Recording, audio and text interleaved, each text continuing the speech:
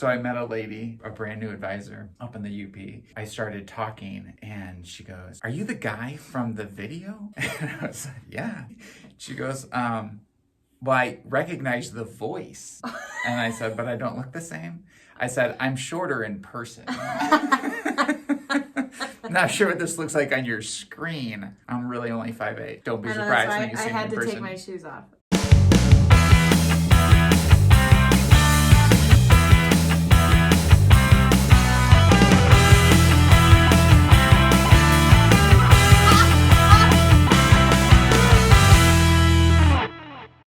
Hello, everybody. Welcome to another episode of The HOSA Way. I'm Sam. And I'm Mark. And let's get started. Event modifications are now available and up on the website. Good job. I did it a little differently this year. Not every single event has its own modifications page. I lumped some of them together because a lot of the modifications are the same throughout the events. Take a look at that, but also make sure that you still look at your event guidelines. Next thing is the Michigan State University College of Osteopathic Medicine Day at Michigan State, obviously. This is open to students who want to go into medicine. Do you want to be a physician's assistant? Do you want to be a physician someday? You'll be able to talk to some current medical students. You'll be able to do some osteopathic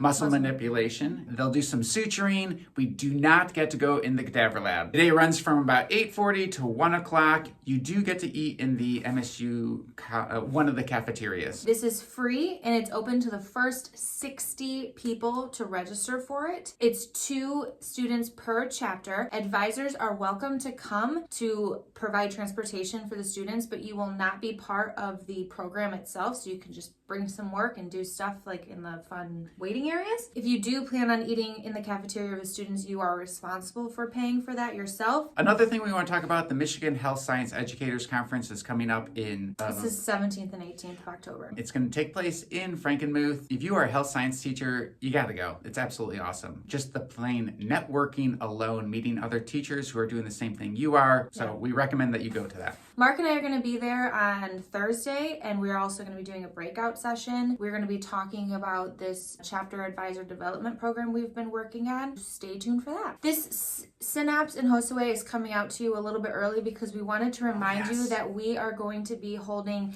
advisor office hours this Wednesday. What are office hours? What are we doing? So basically, Mark and I are going to log in to this Zoom or Google Meet. Which one? Let's do Zoom. I like Google Meet, but... That's funny. I like Zoom better. Ugh. Google Meet's just way easier. Ew, David. Ew, David. Looks like we're doing Google Meet, no, people. we can do a Zoom. Okay, so... Sam's way. However, can I make this request? Well, we weren't even done talking If you are on it, can you please have your camera on? Wednesday at 2:30, we're going to be on this call. We have no agenda, no talking points. It's just simply for you to call in and talk to us, ask us whatever questions you have, and we'll be there to answer it. So we'll be on from 2:30 to 3:30. Hop on whenever with your questions. You can register for all regional conferences now. Nice so job. In the HOSA conference management system, you will see your regional up there. And again, you can make any changes you want to that up until the registration deadline. There's no harm in getting started. The registration for the Region 9 conference is coming up in a couple weeks, people. Mm-hmm. Good gravy. Here we go. We are excited. We are. But really, we are. It's just... Regionals is a season. We call it a season. It's a season. It's a run. It's awesome and it's super fun and it always reminds us why we do what we do. Yeah. So this is not a complaint. This is we are truly excited. It's just a little scary. Cowboy up. Let's go. And that's the HOSA Way. The HOSA Way. Okay, another funny story about this weekend. Wow. You know how I stayed at the house of Ludington? All right, any guys? Haunted. It's straight up haunted. It is very haunted. When I got home. All right, rewind a little bit. Yeah. We had 2 UP conferences this last week, and I stayed in. Doesn't matter. It smells great. There are 3 places on the planet that I now know smell like this. My neighbor that lives 2 houses down, their house has a very unique smell to it. And it's good smell. I love it. It's a very clean smell. Interesting. Yes. Then there's a bed and breakfast in Marquette. Smells the same way. And I always ask, what is this smell? And they're like, we have no idea. My wife cannot smell it. My kids can't smell it. Graham can. Weird. He does have you guys have very sensitive noses. Yeah, and it smells awesome, and I want to figure out what it is. But this place in Houghton, it's not Independence Inn, it's Independence Stay. Independence Stay in Houghton. Highly recommend it. Super cool, clean. It's got a great smell to it. Okay, the other place, I'm not going to say do or don't recommend because, I don't want bad press for this place, but I stayed in Escanaba at the House of Ludington. Scary as can be. I think I was the only... Okay, first, when I walk up to the door, this couple comes out and they're like, good luck. I'm like, that's so weird. What does that mean? I didn't even know what that meant until I was in the hotel staying there that night. And I'm like, now I get it. Yeah. It feels haunted. You walk up the steps because the elevator doesn't work to the second floor. And there's this painting of this little girl holding an apple with a weird look on her face. I'm like, why would you have that at the top of the stairs? That's so weird. Okay. And then I'm alone, I think the only other person staying in this hotel room is the person who lives there, who's like the Hunchback of Notre Dame. It's not true. I just made that up. It's probably a really young kid who lives there. Anyway, so I get home and I look it up and I'm like, is it haunted? Straight up, it is absolutely haunted. Yes. Haunted by the one of the old owners. And there's sightings and stuff? Or? Well, yeah, there's this story of this person who used to go there 50 years earlier. Okay. And they're going back 50 years later, and they knew the old owner.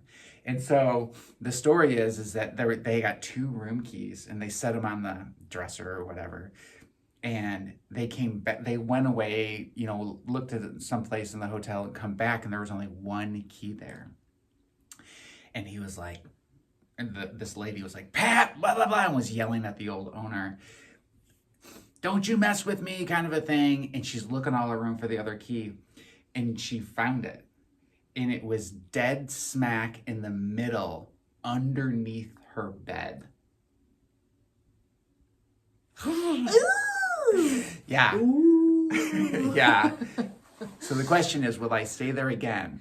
No. Absolutely not. Meanwhile, I stayed at the Crystal Marriott in Washington, D.C. and was not scared at all. No, Sam got to go to How was Washington? It was great. Yeah? Yeah, I was at Washington, D.C. for the State Advisor Management meeting since Mark couldn't go for the fall conferences, and it was great. And then, thankfully, we have an amazing advisor, Marina Gillette from Oxford High School.